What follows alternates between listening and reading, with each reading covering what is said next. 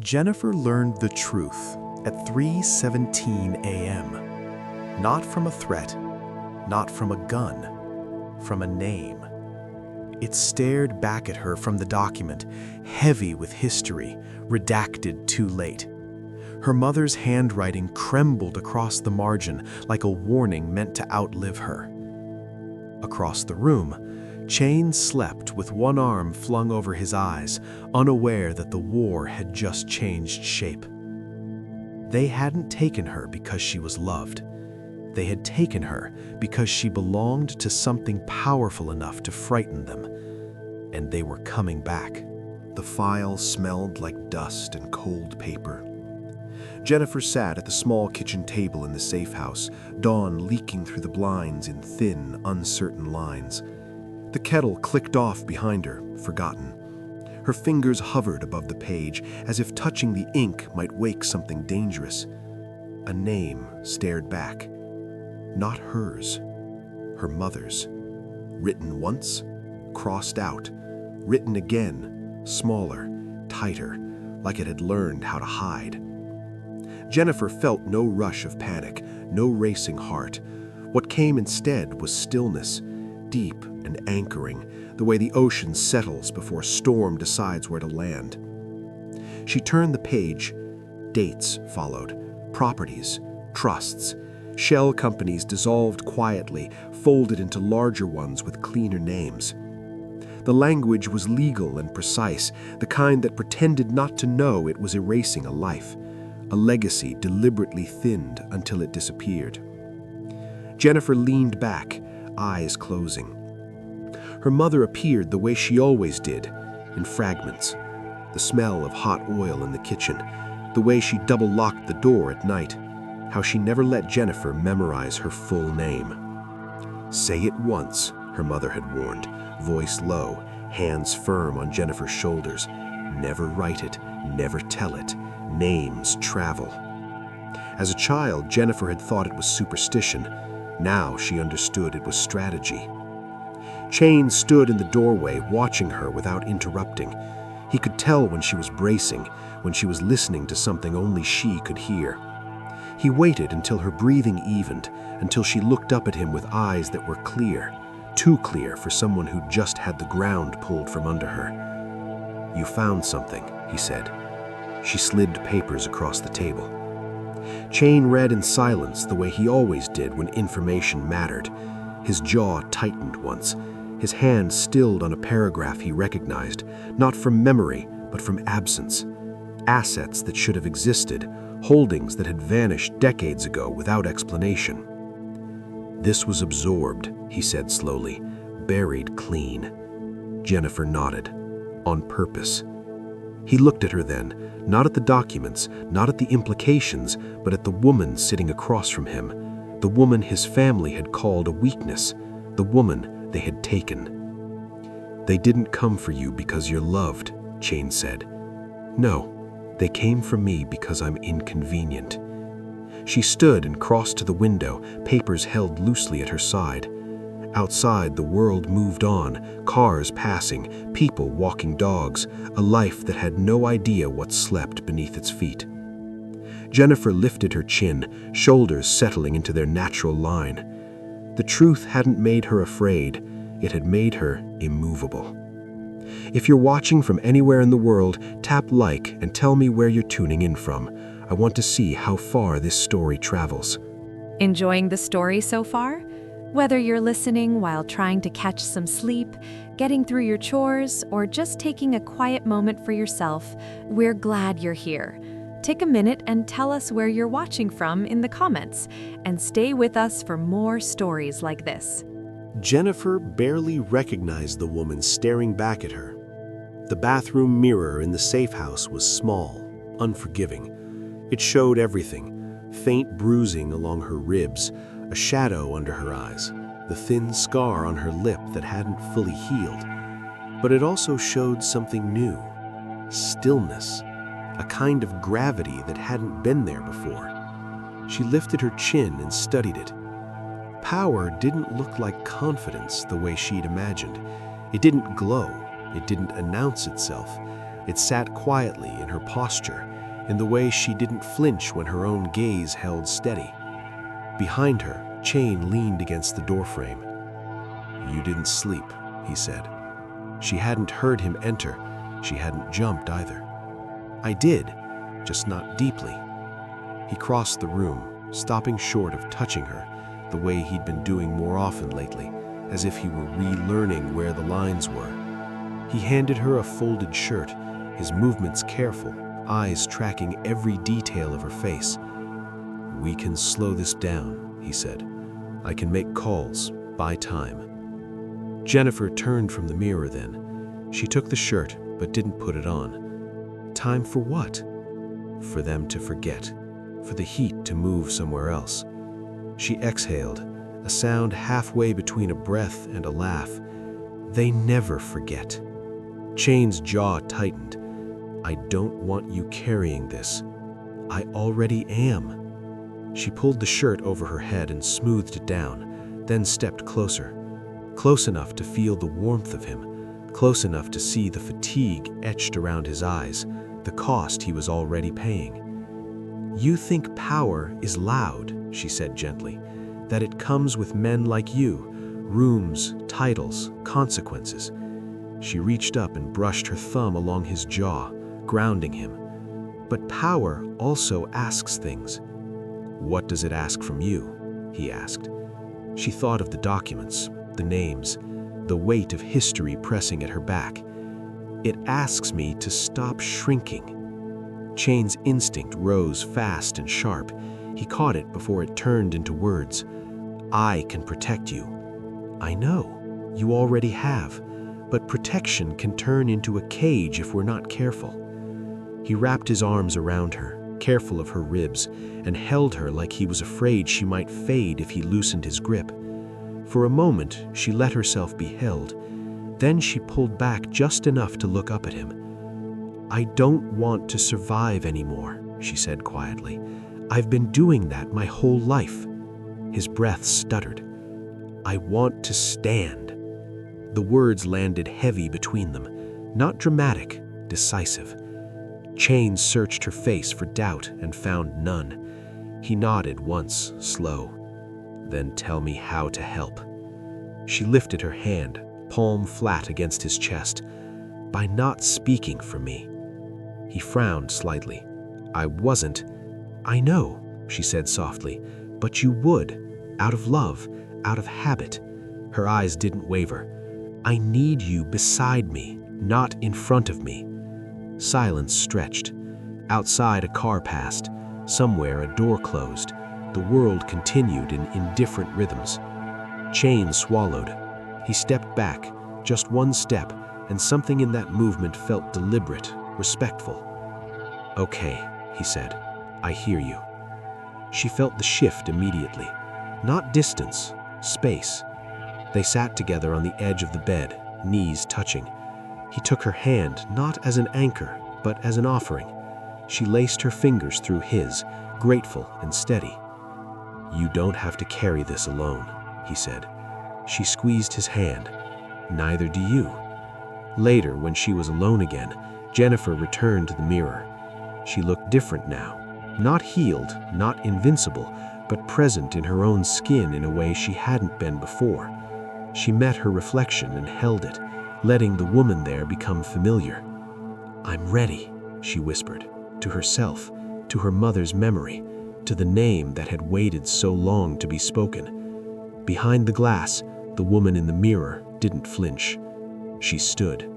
The leak didn't arrive loudly. It slipped into the world the way truths always did, quiet at first, undeniable once noticed. Jennifer saw it on a phone she didn't recognize, held out to her by a woman whose job depended on speed. A headline, a photograph taken from the wrong angle at the wrong time. Her ring caught in a shard of light. Chain's hand at her back. Secret wife, hidden marriage, the maid and the CEO. The room breathed in. Jennifer didn't. She took the phone, scrolled once, and handed it back. Her hands were steady. Her pulse was not. She felt Chain beside her, heat and tension, the familiar instinct rising in him like a shield. "We can shut this down," he said quietly. "Now." She looked up at him, not frightened, not small. "No," she said, "we don't." The press room smelled like carpet cleaner and electricity. Lights burned hot, voices layered over one another, sharp with anticipation. Jennifer stood just off stage, listening to the sound of a world deciding who she was allowed to be. Chain leaned in. "If you want me to." She touched his wrist, just once, a grounding. "I want to go first." He searched her face for hesitation and didn't find it. He nodded and stepped back half a pace. The room felt different immediately, not emptier, clearer. Jennifer walked out alone. Cameras snapped, murmurs rippled. Someone said her name wrong. Someone else said it louder. She took her place at the podium and let the noise spend itself. When she spoke, she didn't raise her voice. "My name is Jennifer Moore," she said, "and yes, I'm married to Chain Harrington." Gasps, shudders, a dozen hands shot up. "I won't be answering questions yet," she continued, calm as glass, "because this isn't a confession." She paused, eyes lifting, scanning the room, not defiant, not apologetic, present. "For years, I was known here as a housekeeper. That wasn't a lie, it just wasn't the whole truth." She reached into her folder and laid a single document on the podium. No flourish, no drama. Paper meeting wood. "My marriage isn't the secret. My history is." The room shifted. You could feel it, the pivot, the hunger changing shape. Chain leapt forward then and took his place beside her. Not in front, not behind, beside. He didn't speak. He didn't need to. Jennifer continued. "My mother taught me to live quietly because she understood what names can do, what they can threaten, what they can expose." A reporter leaned forward. "Are you claiming?"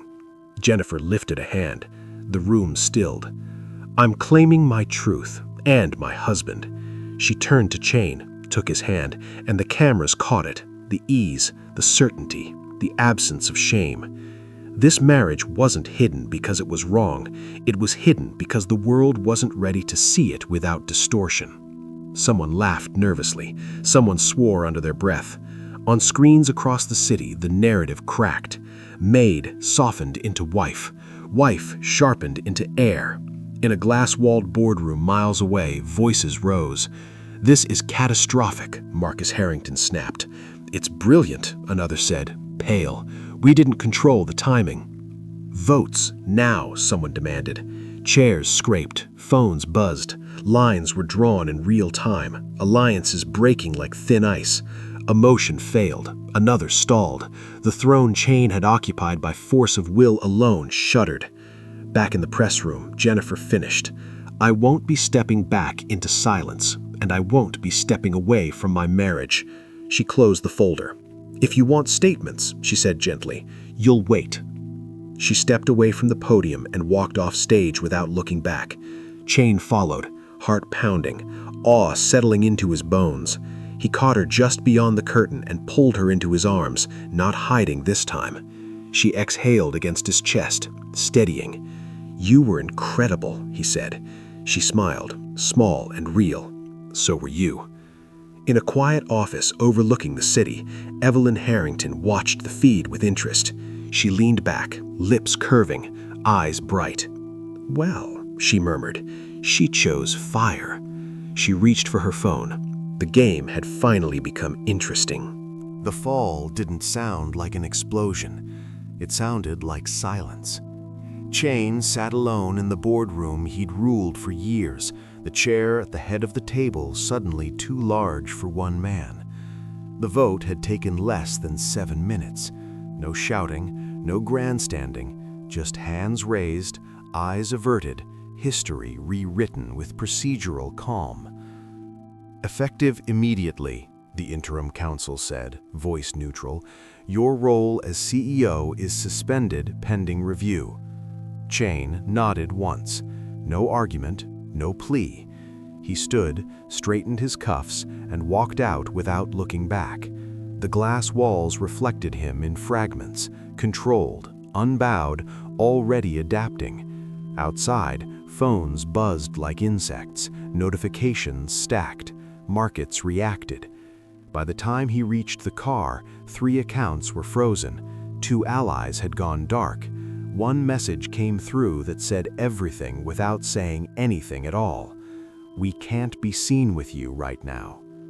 Jennifer watched the consequences arrive in real time. A commentator questioned her credibility before lunch. By mid-afternoon, a think piece dissected her sudden relevance. By evening, a legal notice landed, polite, threatening, dressed up as due diligence. Her name trended beside words like agenda, opportunist, planted. She didn't read all of it. She watched Chain instead. He moved through the safe house with quiet efficiency, fielding calls, shutting doors, absorbing losses without flinching. She saw the cost land in the Sev's shoulders, the way he paused before answering questions he used to command. "You don't have to stay," he said once, softly, when he thought she was asleep. She was awake. She didn't answer then. The argument came at night. Not loud, not cruel, honest. They sat across from each other at the small kitchen table, a single lamp between them. The world outside felt distant, muffled by curtains and consequence. "You knew this would happen," Chain said, not accusing, grounded. "I knew there would be a cost. I didn't know they'd aim for you first." "They aim for leverage," he said. "I'm the handle." She folded her hands, considering him. "You could take a deal." He looked up sharply. "No." "You could step away from me publicly," she continued, calm but firm. "Say you were misled, let them keep the company." His jaw tightened. "I won't erase you to save myself." "That's not what I'm asking. I'm asking if you're choosing me or choosing to burn everything." The words landed, not as a wound, as a mirror. Chain leaned back, eyes closing for a beat. When he opened them, they were clear. "I'm choosing us," he said, "but I won't pretend I don't know how to fight." "And I won't pretend I don't know how to stand," she replied. Silence stretched between them, thick with unspoken truths. "You didn't tell me you'd go first," he said quietly, "at the press conference." She met his gaze. "I needed to know if you'd let me." He nodded once. Respect flickered, edged with something harder. "I did." "Yes," she said, "and now I need you to trust that I can take the heat." He leaned forward, forearms on the table. "They're coming for your name next, for your mother. They'll try to paint you as a weapon. I won't correct their narrative. I'll replace it." Chain studied her like he was seeing a new map where a familiar road used to be. "This isn't safe." "Neither is love," she said gently, "but it's honest." A knock sounded at the door. Chain was on his feet instantly, body coiled. He checked the feed. No threat, just a courier. A packet slid under the door, another legal notice, heavier than the last. Jennifer stood and picked it up. She didn't hand it to him. "I need to do this my way, with you, not behind you." He watched her open the packet, watched her read without shaking. Something in him loosened, not control, but fear. "All right, then we plan together." She smiled, small and tired. "That's all I wanted." Later, when the house went quiet again, Jennifer stood by the window and watched a car idle across the street before moving on. Not subtle, not yet dangerous. Chain came up behind her and rested his chin on her shoulder, not shielding, sharing. "They'll try again," he said. "I know," she replied. He laced his fingers through hers. "Love under pressure shows its seams." She squeezed his hand. "Or it proves it holds." Outside, the city adjusted to the new story it had been given. Inside, 2 people recalibrated, not to survive the truth, but to carry it. The cost had been paid. The receipt wasn't finished. The storage unit was smaller than Jennifer expected. Narrow, windowless, A single bulb flickered overhead, humming like it resented being asked to remember anything at all. Dust clung to the air, old and metallic, settling on her skin as if the past were testing whether she would flinch. She didn't.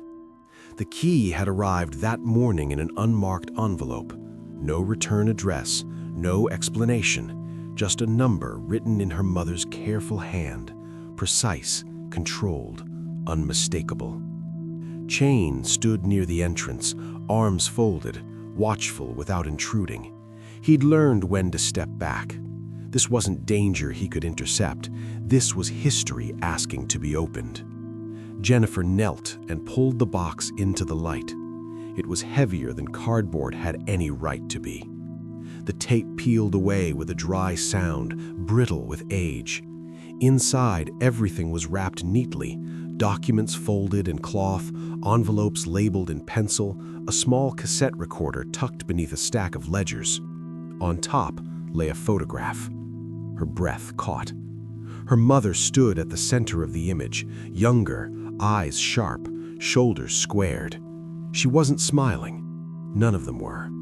Men and women crowded close, standing in front of a building Jennifer recognized only because it no longer existed, its name scrubbed from records, its holdings absorbed into something larger, cleaner, more respectable. This wasn't a memory. It was a formation. Jennifer lifted the first folder. The handwriting was immediate, her mother's, dense and deliberate. Meeting dates, asset transfers, names crossed out, rewritten, protected.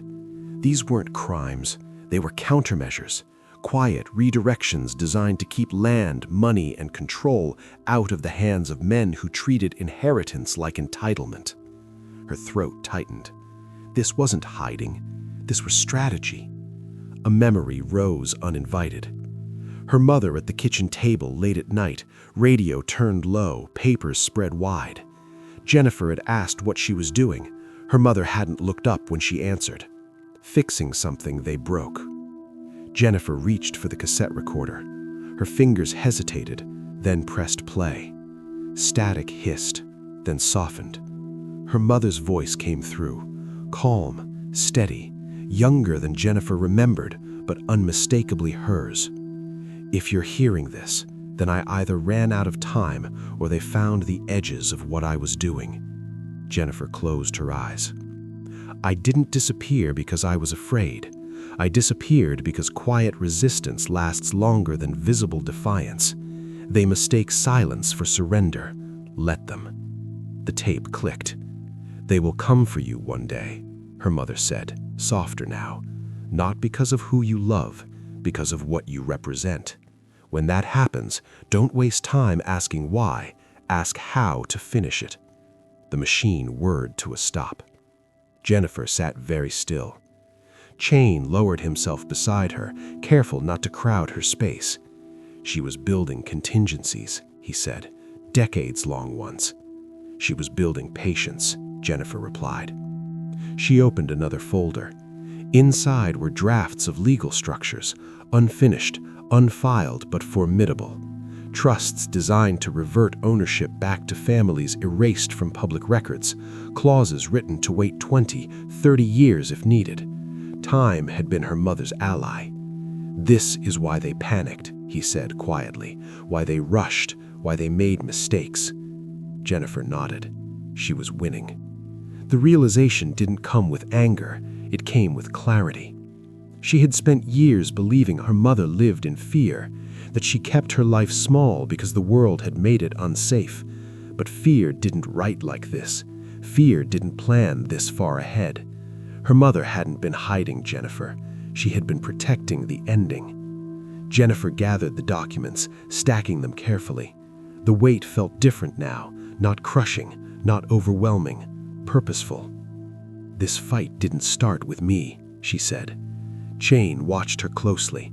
No, but it may end with you. She met his gaze. There was no hesitation there, no hunger for revenge, only resolve. I don't want to tear them down, Jennifer said. I don't want their power. What do you want? He asked. She tied the ribbon around the letters and placed them back in the box. "I want the truth to stand where the lie has been living." Chain nodded once. Agreement. Respect.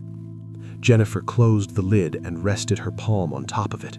For the first time since the kidnapping, since the headlines, since the name resurfaced, her breathing felt unforced. Legacy wasn't something you inherited like money or titles.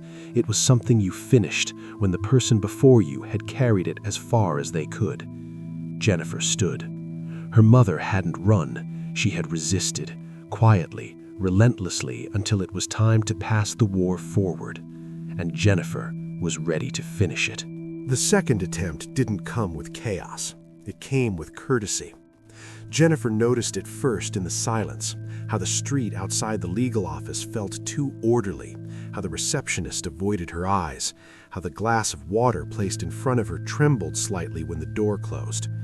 Power didn't always knock doors down. Sometimes it asked politely and waited to see who would comply. She didn't drink the water.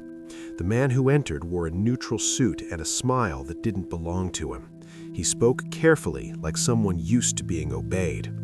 "Ms. Moore," he said, taking the chair across from her, "this doesn't have to become adversarial." Jennifer folded her hands on the table. Her pulse stayed steady. "It already is." He chuckled softly. "You misunderstand. We're offering protection, privacy, a chance to step away before this escalates." She looked at his cufflinks, subtle, expensive, unfamiliar. She thought of her mother's notes, of patience used like a blade. "I don't step away from my own name," she said.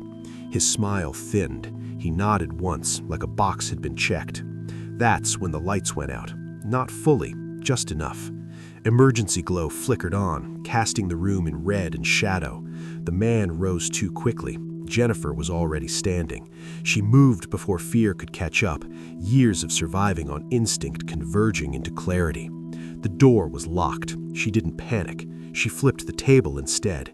The sound cracked the room open. The man swore. Jennifer grabbed the chair, wedged it under the handle, and moved, fast, decisive, toward the side door she'd clocked when she entered. Someone shouted from the hall. Footsteps converged. Jennifer didn't run blindly. She used the building. She ducked into a stairwell, descended 2 flights, then doubled back up, emerging into a conference floor where alarms hadn't reached yet. She moved through cubicles and glass walls, her reflection multiplying, each one calm, focused, unafraid. She reached the service exit and shoved it open. Night air hit her like truth. She didn't stop until she reached the street and blended into it, breath measured, heart steady. She kept moving until a crowd swallowed her, until the danger lost her outline. Only then did she stop. She texted Chain one line, "I'm safe, don't come here." Across town, Chain arrived too late. The office was chaos, police lights, questions, faces turned away when they saw him. He moved through it like a storm, contained, jaw tight, eyes sharp, listening without reacting. When he reached the conference room and saw the upturned table, the broken chair, the scuffed floor, his chest tightened, not with fear, with realization. She hadn't waited. She hadn't frozen. She hadn't needed him. His phone buzzed. Her message. Chain closed his eyes for half a second, breath leaving him in a slow exhale. Not relief, respect. They met hours later at the safe house. Jennifer stood near the window, coat still on, hair loose, eyes clear. She looked up when he entered. There was no apology on her face, no need for reassurance. "You didn't listen," he said, not angry, observant. She met his gaze. "I listened. I chose differently." He studied her, the steadiness in her shoulders, the absence of tremor in her hands. The woman who stood before him wasn't the one he'd pulled from a warehouse weeks ago. "What if they'd taken you?" he asked. "They didn't, because I didn't give them the chance." Silence stretched between them, charged but clean. Chain nodded slowly. "I would have burned the city." "I know," she said softly. "That's why I didn't wait." Something shifted then, not distance, not loss, alignment. He stepped closer, not to shield her, but to stand beside her. "Next time," he said, "we move together." She smiled, small but certain. "Next time, we lead together."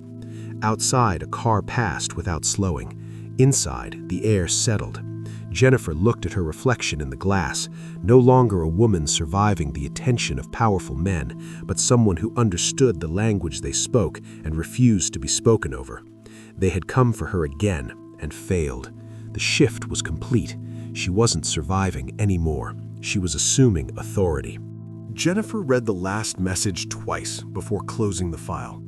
It wasn't a threat this time. It was an invitation, thinly veiled, urgent, panicked. A request for a meeting, private, controlled. The kind of language men used when they believed they still held leverage. Marcus Harrington was afraid.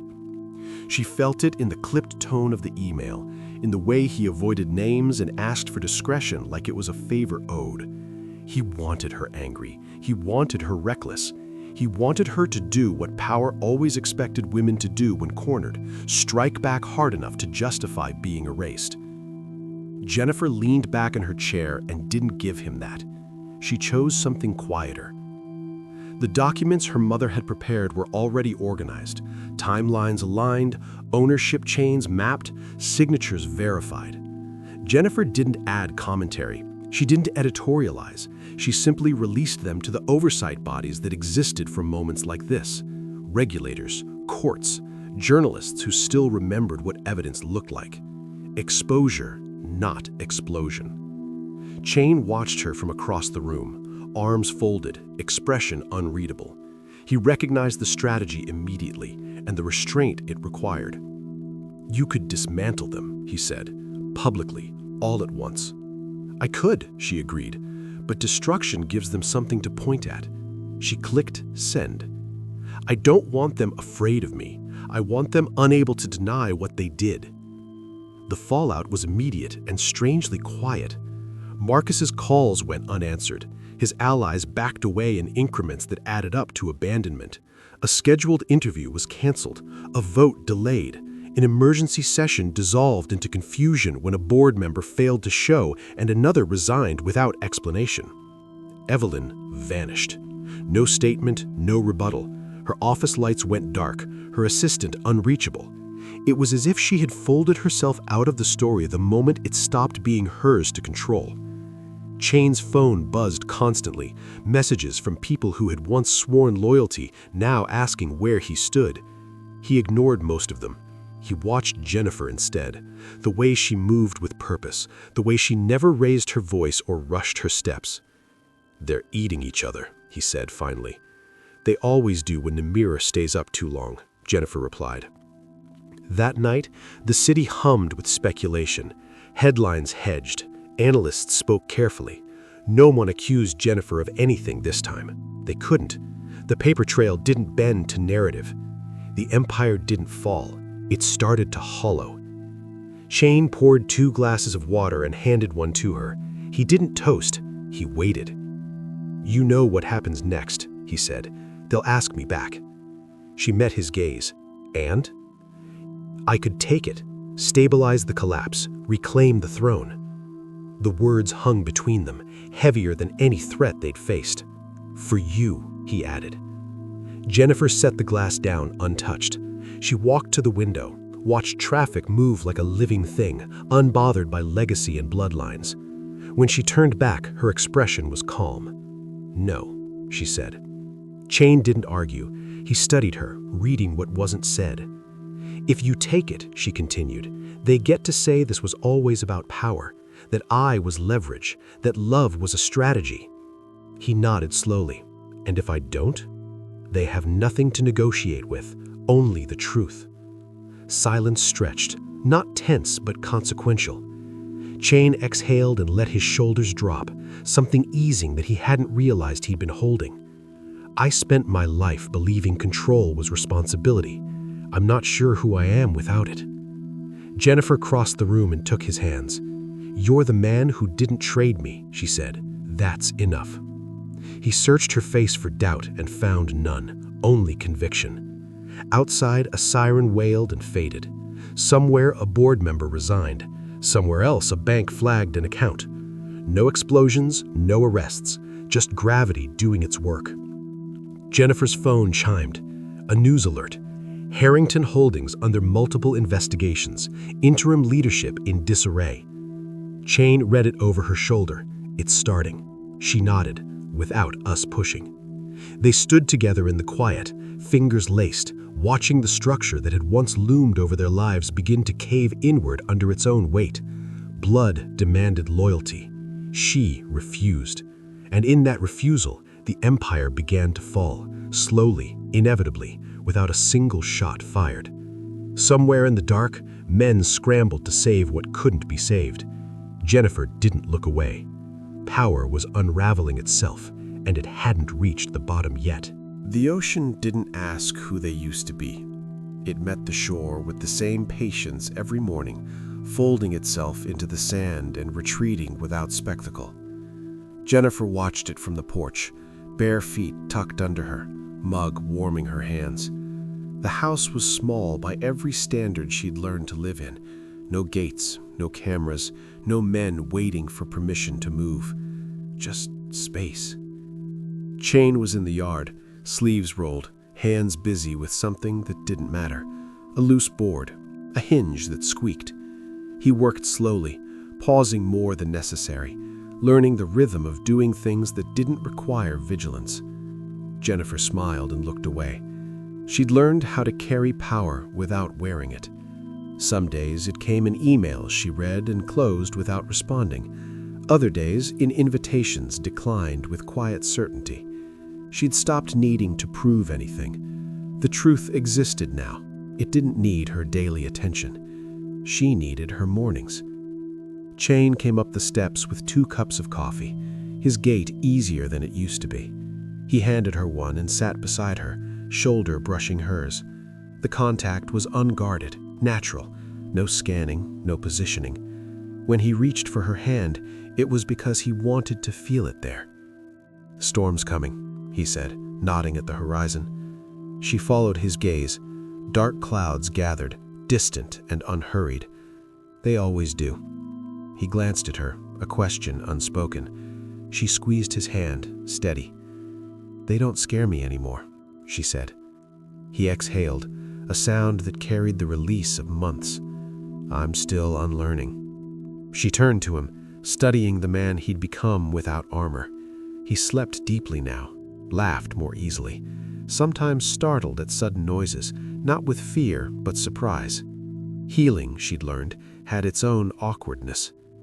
"You don't have to be ready all the time," she reminded him. "I know," he said. Then quieter, "I like knowing you are." They sat in silence, watching the water darken. Love lived there, in shared mugs, in knees touching, in the way their breathing matched without effort. It wasn't loud. It didn't demand witnesses. It held. Later, as the first drops of rain began to fall, a car passed slowly on the road beyond the dunes. Jennifer noticed it. Chain did too. They exchanged a glance, not alarmed, not naive. The world remembered. She rested her head on his shoulder. "Do you ever think about going back?" Chain shook his head. "I think about staying." The rain picked up, soft and steady. Jennifer closed her eyes, feeling the presence settle around them like a promise kept. No hiding, no gates.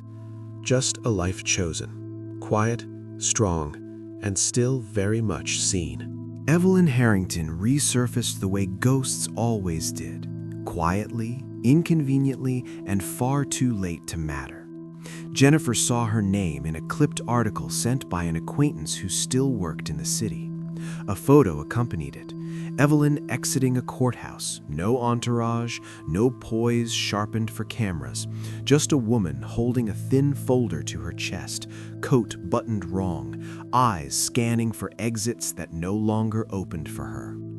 Former Harrington consultant files motion for dismissal. No influence, no leverage, no one waiting. Jennifer closed the article without comment. Chain watched her from the kitchen doorway, reading her reaction instead of the screen. "Is she finished?" Jennifer said gently, not cruel, accurate.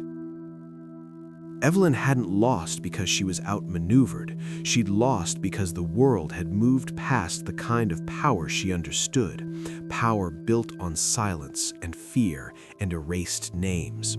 Endurance didn't need a strategist anymore. It needed witnesses. That afternoon, Jennifer walked alone along the shoreline, wind tugging at her hair, sand cool beneath her feet. She carried no documents, no phone, no proof of anything except herself. The ocean moved the way it always had, patient, persistent, unconcerned with who had once claimed ownership of land or legacy.